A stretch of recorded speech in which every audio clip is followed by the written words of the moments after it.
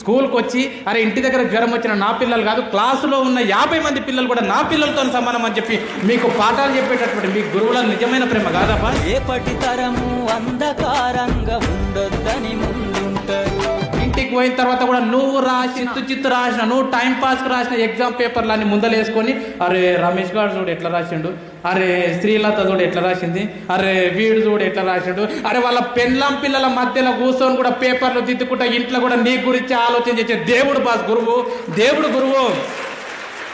చాలా మంది పిల్లలు అనుకుంటారు నాకు మస్తు టాలెంట్ ఉంది, ఇంకా సార్ గారు చెప్పేది ఏంటి, నీకు ఎంత టాలెంట్ ఉన్నా ఏమన్నా నువ్వు పైకెళ్ళి ఊడి పడలే.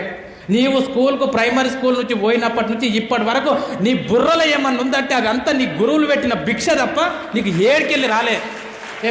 నువ్వు సొంతంగా నేర్చుకున్నావా? ఏబిసిడీలు సొంతంగా నేర్చుకున్నావా? 1 2లు సొంతంగా నేర్చుకున్నావా? పదాలు ఎట్లా వలకాలను సొంతంగా నేర్చుకున్నావా? వాక్యాలు ఎట్లా వలకాలను సొంతంగా నేర్చుకున్నావా? పుస్తకం ఎట్లా చూడాలని సొంతంగా నేర్చుకున్నావా?